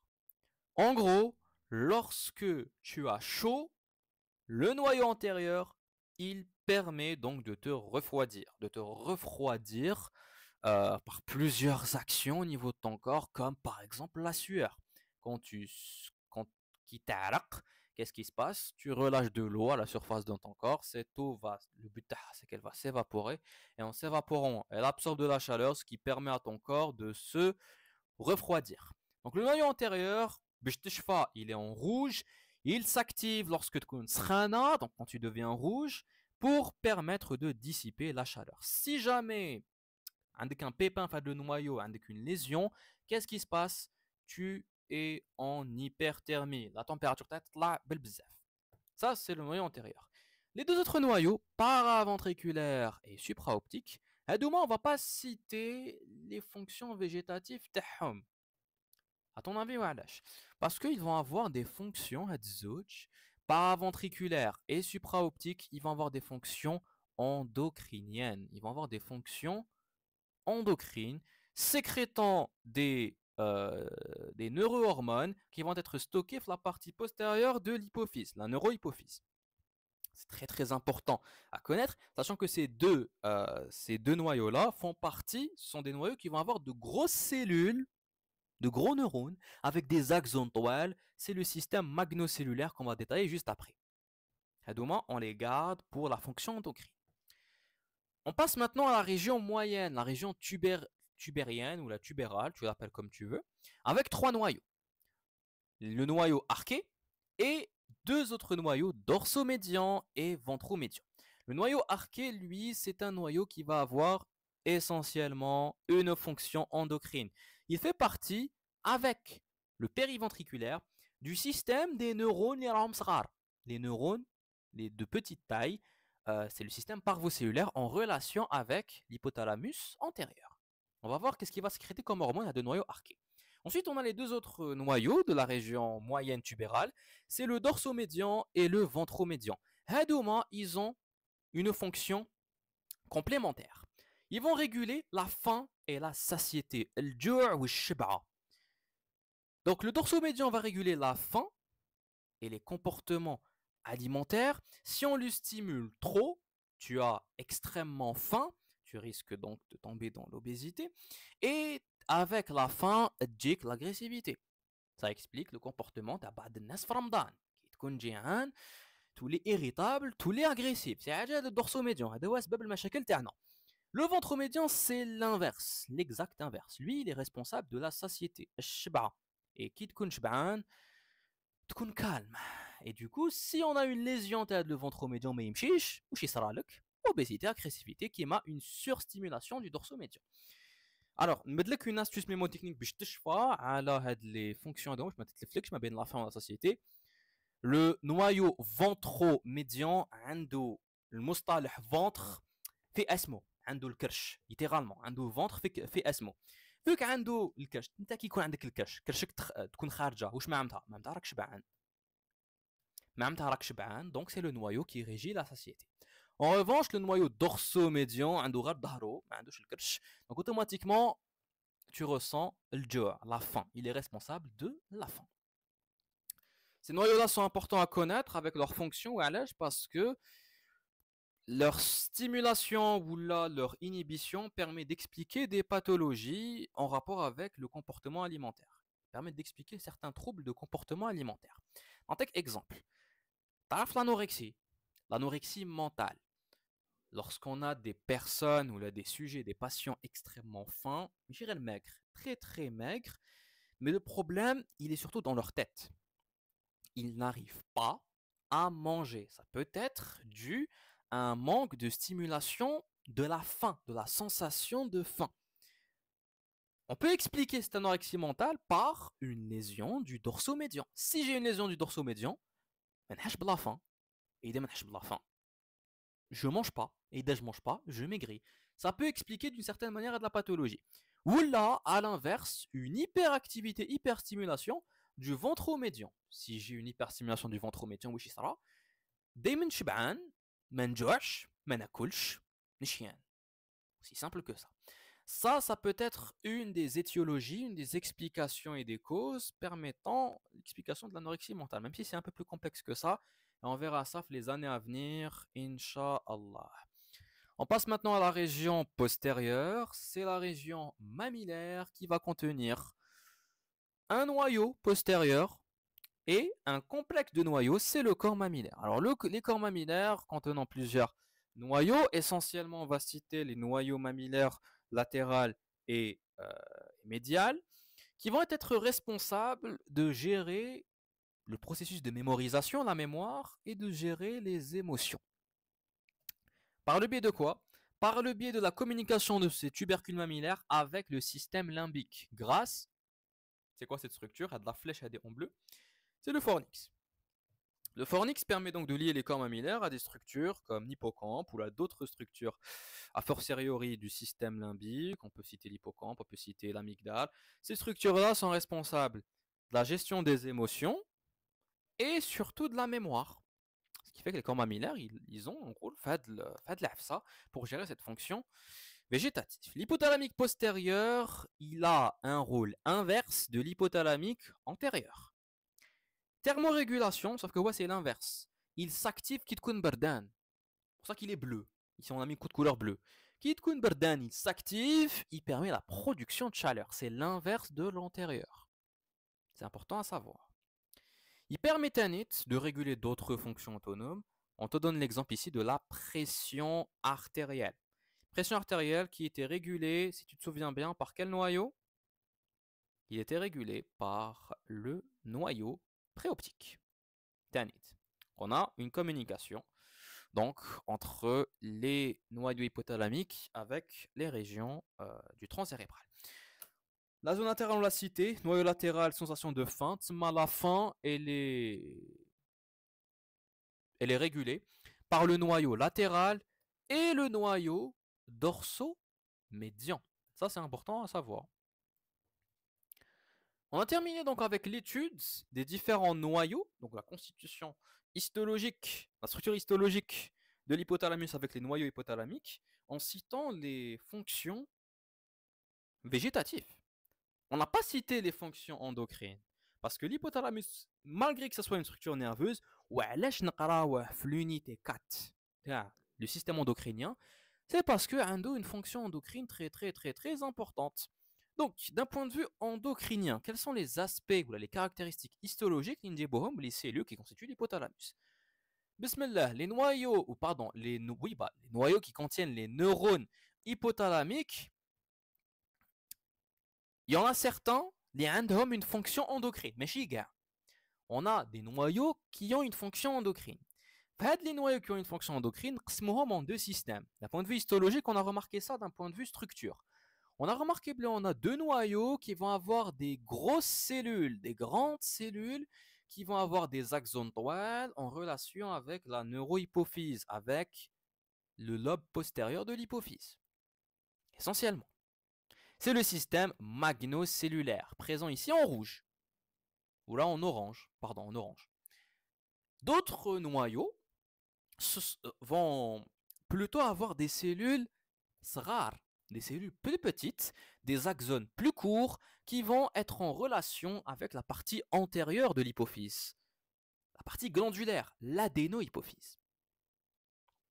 Et ce sont les noyaux ici en vert. Hein. Donc, on va commencer avec l'étude des noyaux du système magnocellulaire. Les noyaux du système magnocellulaire, on en a deux. On a un noyau qui est purement magnocellulaire, c'est le noyau supraoptique. Il est magnocellulaire à 200%, car il va avoir une fonction endocrine uniquement en relation avec la neurohypophyse. Ici, le schéma, il est coloré en orange. Comme tu peux le savoir, il est juste au-dessus du chiasma optique. Et on a le noyau paraventriculaire. Ce noyau-là, il fait partie du système magnocellulaire, mais il n'est pas purement magnocellulaire. Parce que c'est vrai qu'il est en relation avec la neurohypophyse, mais il a une partie qui va être en relation avec l'adénohypophyse. C'est pour ça qu'on ne va pas dire que c'est un noyau purement magnocellulaire. Il est magnocellulaire et parvocellulaire.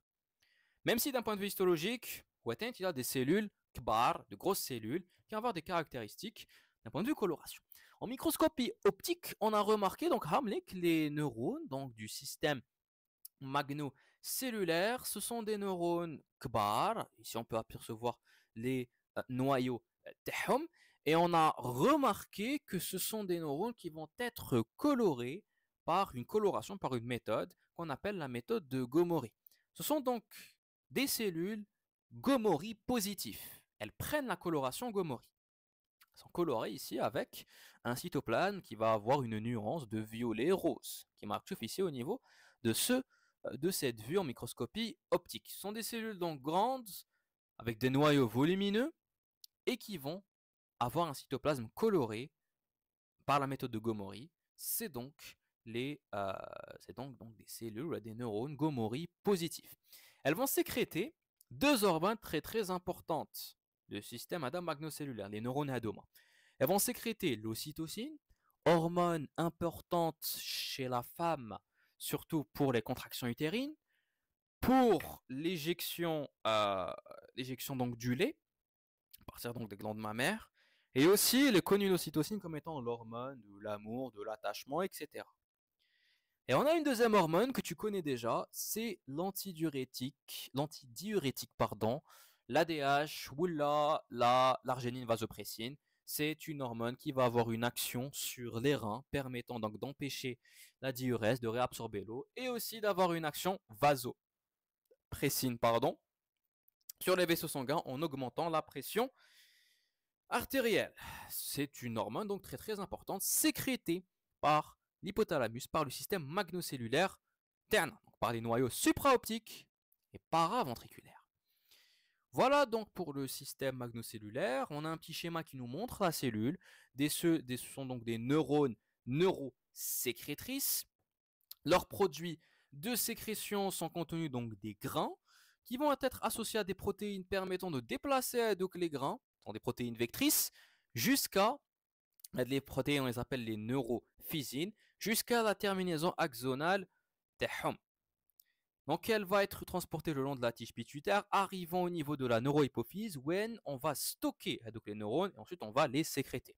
Donc ocytocine et ADH, ce sont des hormones à fabrication hypothalamique, mais à sécrétion neurohypophysaire. Elles sont sécrétées la neurohypophyse, même si elles sont fabriquées par l'hypothalamus. Ça, c'est important à savoir. Maintenant, on passe au système parvocellulaire. C'est le deuxième système contenant des noyaux hypothalamiques avec des cellules SRAR. Alors, quels sont les noyaux qui vont constituer le système parvocellulaire? On a le noyau périventriculaire, le noyau qui était le plus proche du troisième ventricule, qui s'étendait du coup la région la plus proche du troisième ventricule. On a une partie du noyau paraventriculaire. Et oui, le paraventriculaire, on avait dit qu'il fait partie du système magno, mais est une partie peut être considérée comme étant du système parvocellulaire. Ensuite, le noyau arqué et le noyau ventromédian, pour ne citer que. Ce sont les noyaux plus importants pour le système parvocellulaire. Alors, en microscopie optique, on observe des petites cellules multipolaires fusiformes et leur cytoplasme n'est pas coloré par la méthode de Gomori. On dit qu'elles sont donc Gomori négatifs. Leurs axones sont relativement courts, elles vont se terminer au niveau de l'éminence médiane, donc région un peu loin de l'adéno-hypophyse, où on va relâcher donc les produits de sécrétion, donc les hormones, dans un réseau vasculaire, dans des vaisseaux. Le sang. Avec le sang, par le biais du système porte hypothalamo-hypophysaire, va donc être transporté vers l'adéno-hypophyse, là où est-ce qu'on va relâcher donc les hormones et permettre de stimuler l'hypophyse antérieure, l'adéno-hypophyse. Donc, qui m'a des cellules, donc les cellules vont synthétiser plusieurs neuropeptides. Le but c'est de réguler l'action de l'adéno-hypophyse. Les hormones, on va retrouver des libérines qui vont stimuler la sécrétion de l'adéno-hypophyse ou là des statines qui vont inhiber la sécrétion de l'adéno-hypophyse. Donc ici, on a un petit résumé donc, qui va nous parler on a du texte qui va nous montrer les hormones qui sont sécrétées par les deux systèmes magnocellulaire et parvocellulaire. Alors déjà pour le système magnocellulaire, on va colorier ici en bleu. C'est un système qui comprend deux types de noyaux. Le noyau paraventriculaire, PVN, qu'on a colorié en bleu et en rose, on va voir juste après OLH, et le noyau supraoptique qu'on a colorié exclusivement en bleu, sont donc des noyaux magnocellulaires. Le supraoptique est purement magnocellulaire, le paraventriculaire est partiellement magnocellulaire.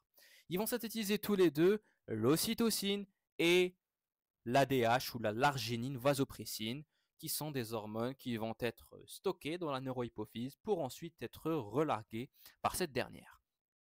Ensuite, on a le système parvocellulaire. Ces hormones-là, ces neurones-là donc, vont constituer plusieurs noyaux. On peut citer le noyau paraventriculaire, c'est pour ça qu'il y a du bleu et qu'il y a du rose, parce que c'est un noyau qui est partiellement compris dans le système parvocellulaire. Il est en relation avec l'adénohypophyse en partie. Ou عندنا le noyau arqué, le noyau ventromédian et, j'ai oublié de citer Morbelat, c'est le noyau préoptique, très très important, euh, très important, avec le noyau périventriculaire. Donc, les noyaux qui vont constituer le système parvocellulaire, libérant plusieurs hormones. Alors, on va commencer par le paraventriculaire, pardon. Ce paraventriculaire va synthétiser, pour sa partie parvocellulaire, deux hormones, la CRH et la TRH. Tu remarqueras que le terme RH, les hormones qui sont sécrétées par le système parvocellulaire, parce que ce sont des releasing hormones, des libérines. La CRH, c'est la corticotropine releasing hormone, une hormone permettant la libération des corticotropines, de la corticotropine, de l'ACTH agissant sur la corticosurrénale. On a la TRH, kiff synthétisée du coup par la paraventriculaire, c'est la thyrotropine releasing hormone qui va agir sur l'adénohypophyse pour relâcher de la TSH stimulant la thyroïde. Et donc les deux hormones donc synthétisées du coup par le ventriculaire. On a le noyau arqué et le noyau ventromédian qui vont synthétiser la GHRH. La GHRH est une hormone, une releasing hormone, permettant de jouer sur la libération l'hypophyse de l'hormone de croissance, de la GH, de la growth hormone. Donc ici, on va jouer sur la libération de l'hormone de croissance par le biais de la GHRH, par le biais du noyau arqué et du ventromédian. On a une statine libérée par le périventriculaire. C'est la somatostatine. Et cette somatostatine, elle va permettre d'inhiber la sécrétion de GH. Elle va faire le contraire de la GHRH. C'est la statine pour l'hormone de croissance. Elle est stimulée, elle est sécrétée par la périventriculaire. Et on a le fameux noyau préoptique, il est gonadotrope, il va sécréter la GnRH. C'est la gonadotrophine releasing hormone jouant sur l'adénohypophyse, permettant la sécrétion de FSH et de LH. Le texte hadaya m'ajbnish. C'est pour ça que j'ai dû ramener un petit tableau histoire de résumer les différentes hormones en citant deux hormones qui n'ont pas été citées le diapo. On va citer la dopamine en plus et on va citer la PRH permettant c'est la prolactin releasing hormone. Alors, on a un petit tableau qui permet donc de résumer les différents noyaux de sécrétion, les noyaux hypothalamiques, avec les neurohormones qui vont sécréter et leur action sur l'hypophyse avec le relargage donc des différentes hormones hypophysaires, l'adénohypophyse. Les hormones hypophysaires, on va les revoir la deuxième partie du cours sur l'hypophyse. On va plutôt se concentrer sur les noyaux et les neurohormones. On commence avec le système magnocellulaire. Le système magnocellulaire est constitué des noyaux supraoptiques, paraventriculaires. Ils vont sécréter deux hormones, il est en tableau, l'ADH et l'ocytocine. L'ADH, tu le sais, action directe sur les reins, permettant la réabsorption de l'eau et l'augmentation de la pression artérielle en augmentant la volémie. L'ocytocine, elle va agir sur l'utérus pour les contractions utérines au cours de l'accouchement et sur les glandes mammaires pour éjecter le lait qui a été produit. Ça, c'est le système magnocellulaire. On a ensuite le système parvocellulaire constitué de plusieurs noyaux. On va citer le noyau paraventriculaire, oui, parce qu'il a une partie parvocellulaire. Il va sécréter quoi? Il va sécréter la TRH et la CRH. L'hormone, la thyrotropine releasing hormone, jouant sur l'hypophyse pour sécréter la TSH, qui va stimuler la thyroïde, et la CRH, jouant sur l'hypophyse pour sécréter la CTH, stimulant la corticosurrénale. Ça, c'est le premier noyau euh, parvocellulaire. On va citer le noyau préoptique, qui va synthétiser la GnRH, gonadotrophine releasing hormone. On citera ensuite le noyau arqué, avec le ventromédian, qui n'est pas cité d'ailleurs, qui vont sécréter la GHRH, permettant donc la sécrétion de l'hormone de croissance au niveau de l'hypophyse. On a le noyau périventriculaire, la statine, la GH, qui va inhiber la sécrétion de GH. C'est la somatostatine qui va inhiber donc la sécrétion essentiellement de GH. Le noyau arqué sécrète TNate, une autre hormone qui va être considérée comme une statine. C'est ce qu'on appelait avant la PIF, la prolactin inhibiting hormone, qu'on a remarqué récemment, cette époque de la dopamine. Hein. On a juste remarqué que c'était la même structure que la dopamine, donc avec le nom, on a un peu jeté à la poubelle. La dopamine est une hormone inhibitrice pour la sécrétion de prolactine. Elle va inhiber donc la sécrétion de prolactine. Et on a d'autres noyaux, ça c'est pas gars les auteurs ils sont d'accord mais de ça, mais on a remarqué, certains ont remarqué que divers noyaux peuvent sécréter donc la PRH, la prolactin releasing hormone, permettant la stimulation de la prolactine, de la sécrétion de la prolactine au niveau hypophysaire antérieur bien sûr. Haulik, le tableau, tu peux mettre sur pause, je sais pas, un screenshot ou là sur ce tableau, qui permet donc de récapituler grossièrement les hormones synthétisées par l'hypothalamus, par le biais des systèmes magnocellulaires et parvocellulaires. Voilà pour... Est-ce que j'ai terminé le cours? Mazal. On a presque terminé le cours, hein. Après, on a quelques slides. On a fait le gros le cours en soi avec l'histologie et l'aspect histologique, les deux systèmes magno et parvocellulaires. On parle maintenant brièvement de certaines cellules spécialisées au niveau hypothalamique, surtout au niveau du troisième ventricule, au niveau de la paroi du troisième ventricule. C'est ce que l'on appelle les tannicytes. En fait, on a remarqué des cellules, des épendymocytes spécialisés. Les épendymocytes, ce sont des cellules de type épithélial qui vont border les cavités du cerveau, donc ici le système ventriculaire, un peu spécialisés, qui vont avoir un aspect de neurone. Ils ont une forme de neurone. C'est ce que l'on appelle les tannicytes. Alors, ces tannicytes-là, on peut chauffer un petit schéma, Raulik. On a un petit schéma qui nous montre ce que tu vois ici en marron. C'est une cellule épendymocyte normale, bordant ici donc la paroi du système ventriculaire. Et au niveau hypothalamique, on a des cellules un peu spécialisées, des épendymocytes un peu spécialisés, qui vont constituer donc les tannicytes. Ces tannicytes, on a décrit deux populations de tannicytes, les tannicytes alpha et les tannicytes bêta, et deux autres sous-populations, deux autres subdivisions, les alpha 1, alpha 2 et bêta 1, bêta 2. Donc en tout et pour tout, on a 4 types de tannicytes qui vont permettre de border le troisième ventricule, les parois latérales et le plancher TAO. Ce sont des cellules donc épendymocytes spécialisées qui ont une forme de neurone.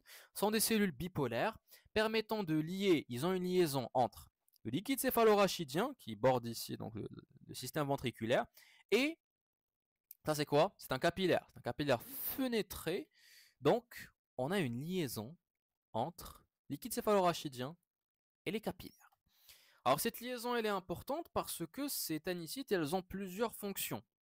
Ce sont des cellules qui ont été distinguées d'un point de vue structurel, mais عندهم وظيفة معينة.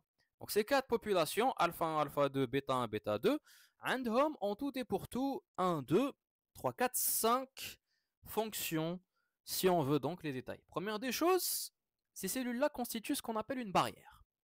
Elles vont constituer une barrière au niveau de l'éminence médiane, principalement les tannicytes de type bêta, permettant donc de séparer le liquide céphalorachidien et les capillaires sanguins, de séparer le liquide céphalorachidien du sang présent au niveau des capillaires portes. Cette fonction de barrière joue un rôle important, un rôle important la relargation des hormones. Ces épendymocytes, ces tannicytes, ce sont des épendymocytes spécialisés, peuvent contrôler le passage donc des neurohormones qui nous viennent des différents noyaux hypothalamiques. Par le biais donc de leur terminaison de leur prolongement cellulaire, elles peuvent empêcher ou pas la relargation des neurohormones au niveau des capillaires ici fenêtrés.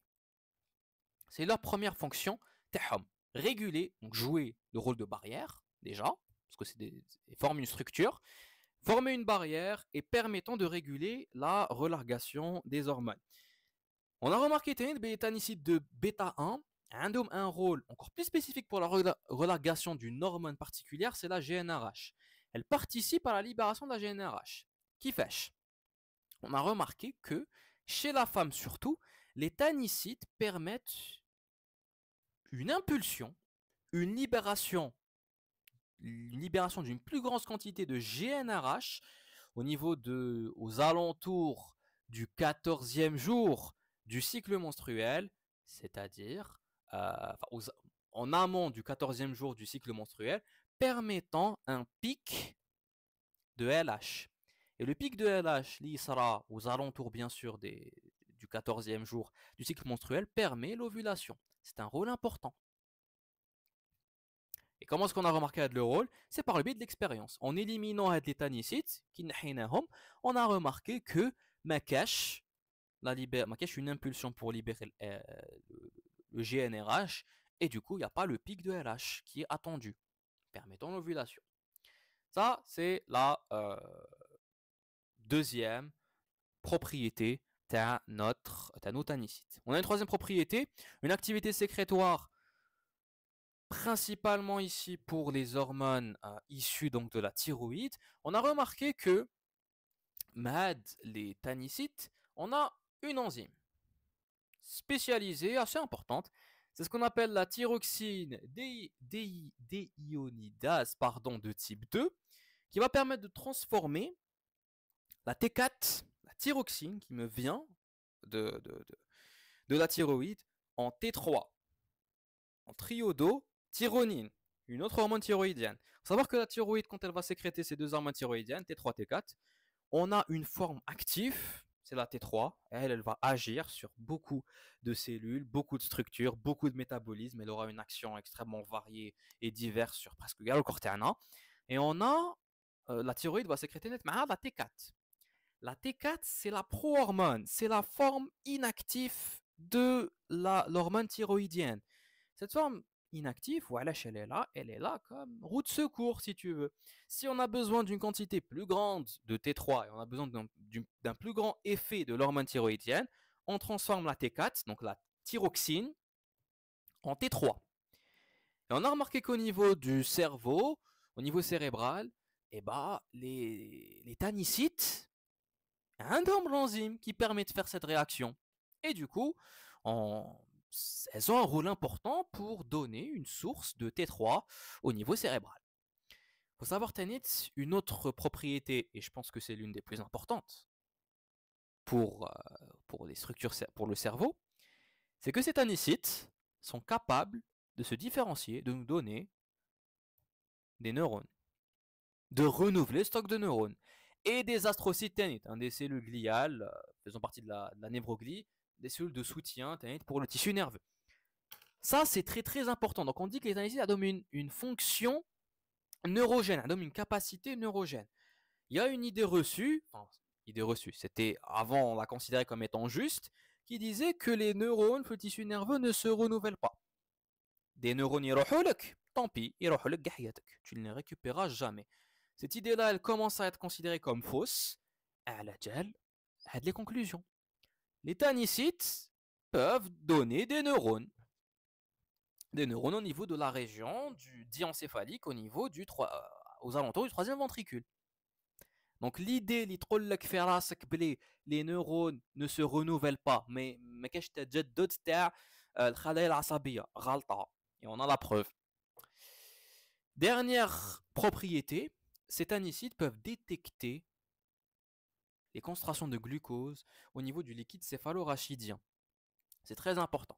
Voilà, on a dit que les tannicides ont un pôle qui est en rapport avec le liquide céphalorachidien qui circule au niveau du système ventriculaire. Elles vont analyser le liquide céphalorachidien. Et en analysant, elles peuvent remarquer concentration de glucose.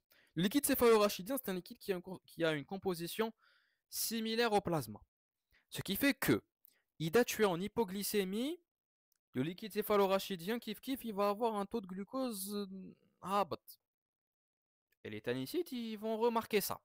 Et si tu as un taux de glucose rabat et les osmums, et les tannicides vont remarquer ça, ils vont communiquer vers qui a de l'information, et ils vont la communiquer vers le noyau, par exemple, dorsomédian. Noyau dorsomédian responsable de quoi? Responsable de la faim, hypoglycémie, acte envie d'accueil. Ça, ce sont des mécanismes simples qui permettent d'expliquer, plusieurs comportements, plusieurs phénomènes le cortex. Ça, c'est de la physiologie, on n'est pas de l'histoire. Hein. Les fonctions de des tannicides, c'est du domaine physiologique. Et c'est très intéressant et très impressionnant de voir que une simple corrélation entre hypoglycémie, taux de glucose au habat, un injure, qui fait la corrélation. C'est très intéressant de voir que ce sont des structures microscopiques. Les ما تشوفهمش هاد لي تانيسيد اسكو حتشوفهم في حياتك un jour, jamais probablement. Et bah c'est eux qui peuvent être responsables de ça. C'est très intéressant, très impressionnant. Ou qui te qara, tu ne peux que توحد ربي et tu ne peux que être impressionné. Donc, les hormones sécrétées par l'hypothalamus, on les a vus le tableau. Je te laisse revoir le tableau avec les neurohormones. Je ne vais pas les répéter parce que c'est bon, on les a fait. Et on termine le Cortana avec quelques fonctions hypothalamiques. L'hypothalamus permet de maintenir l'équilibre au niveau du milieu intérieur, c'est l'homéostasie, en régulant des centres du système nerveux autonome. Il contrôle, de par ses relations avec le tronc cérébral et la moelle épinière, la pression artérielle, la fréquence cardiaque, le contrôle de la motilité du tube digestif, fréquence et amplitude respiratoire, diamètre des pupilles, plusieurs fonctions autonomes de par la relation entre l'hypothalamus et les centres de régulation au niveau du système nerveux autonome. Il régule les réactions émotionnelles, les émotions et l'aspect comportemental. Les noyaux TAE permettent la perception du plaisir, de la peur, de la colère. Donc, ce sont des émotions et des comportements importants. Et TANIT, on a, grâce au corps mammillaire, une relation avec le système limbique permettant de gérer les émotions et l'apprentissage et la mémorisation. Réguler la température corporelle, ça c'est le rôle donc des noyaux hypothalamiques antérieurs et postérieurs. L'antérieur, code couleur rouge, il s'active quand la température totale. Le but, refroidir le corps. Noyau hypothalamique postérieur, il est de couleur bleue, il s'active quand le but est élever la température corporelle. Voilà, réguler l'apport alimentaire, ça c'est les dorsomédians et ventromédians. Le ventromédian, de ventre fait esmo, il est responsable de la satiété, donc et le dorsomédian, pardon, il va permettre de réguler et de donner la sensation de faim. Régulation de l'équilibre hydrique et de la soif. Alors, il faut savoir que la soif, elle est régulée par plusieurs noyaux hypothalamiques qui vont communiquer avec les noyaux du système magnocellulaire. Bravo, parce que c'est eux qui vont sécréter l'ADH. L'ADH qui va permettre de jouer sur la réabsorption de l'eau au niveau rénal. Donc on a des osmorécepteurs au niveau de certains noyaux hypothalamiques, principalement les noyaux préoptiques proches de la lame terminale. Ils résolvent les concentrations de la natrémie au niveau sanguin, ils résolvent les concentrations de le sodium. Et si j'ai des variations de concentration telles le sodium, ça va stimuler dans une moindre mesure la soif. Ça veut dire que j'ai besoin de boire de l'eau, d'ingérer des liquides. On régule le cycle veille-sommeil grâce au suprachiasmatique qui est l'horloge biologique de l'organisme. Il va travailler en synchro avec la glande pinéale, on le verra, avec la sécrétion de l'hormone du sommeil. On régule le fonctionnement endocrinien, la fonction endocrine, de par les nombreuses hormones qu'on a vues. Centre de contrôle du système endocrinien, on va sécréter des hormones libérines, statine pour l'adénohypophyse, et on va sécréter ADH et ocytocine pour, euh, pour ousmane, pour la neurohypophyse. Donc pour terminer, l'hypothalamus est le cerveau végétatif et endocrinien de l'homme. La compréhension de son histologie, de son anatomie et de sa physiologie est très très importante pour comprendre les pathologies qui viendront à l'avenir. On peut citer ici l'anorexie mentale, on a compris Walash, parce qu'il y a une liaison avec les noyaux ventromédians, dorsomédians qui règlent la faim et la satiété. On peut même jouer sur le syndrome polyuropolydipsique, car on a une régulation de la soif et une régulation de la diurèse par le biais de la DH. Le syndrome polyuropolydipsique, c'est en gros le syndrome où le patient, il va énormément uriner, polyuro, il urine beaucoup, polydipsique, il يعطش بزاف, il short بزاف الماء et il urine بزاف. Voilà pour le cours sur l'histologie de l'hypothalamus. Après de faire le cours, j'ai pris mon temps, j'ai expliqué, le cours a duré 1h46. Je sais, c'est long, mais en tout cas, j'essaie de donner de ma personne, faire les cours à demain. J'essaie d'expliquer au maximum, ça me prend du temps, je des vidéos. Je sais que كاين بزاف الناس يستناو في les vidéos من داك je poste en retard. كيما هاد la vidéo elle va arriver le 16 mars 2025, c'est en retard pour certains étudiants. J'espère néanmoins que les vidéos m'yajboukoum. N'hésitez pas à troller en commentaire. Ida, vous comprenez surtout les explications تاوعي. Il y a des choses que je peux améliorer, mis à part troller نهضر بالعربية parce que j'essaie quand même de faire mon maximum. L'arbia, je l'utilise bzaf en première année pour la transition, l'arbia le français, parce qu'il n'y a pas de transition ben terminale ou première année médecine. Là, en deuxième année, je suis un peu plus à l'aise avec le français, ça m'aime beaucoup plus le français. باش تقدروا vous adapter l'explication. La traduction, ماشي option. Ce n'est pas une option, tu traduis les termes ou la terminologie scientifique ou la même le mustalahat du français vers l'arabe. En première année, tu fais une double, tu peux t'adapter en écoutant une double explication français-arabe. Les termes d'explication, تفهمهم, que ce soit d'un point de vue les modules structurels, anato-embryo, ou les modules تفهمها كيما physio ou la biochimie et tout. Mais après, en deuxième année, c'est bon. La langue que tu comprends avec une phrase en français ou les termes scientifiques en français avec la langue là que tu en tout cas, n'hésitez pas trop rouler s'il y a des choses à améliorer les vidéos parce que je suis très très très ouvert aux critiques. Vous verrez qu'à chaque fois j'essaie d'améliorer, à chaque fois le défaut c'était le perfectionnement. Je suis légèrement perfectionniste, légèrement, beaucoup même.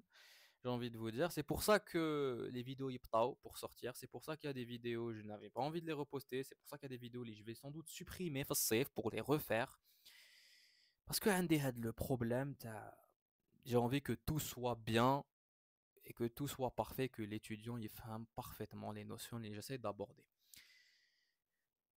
Voilà, la vidéo résumée de Jim Bad ou la Duka ou la je ne sais pas. J'espère que tout. On se retrouve une prochaine fois, Inch'Allah, pour une prochaine vidéo. Portez-vous bien, wa salamu alaikum wa rahmatullah.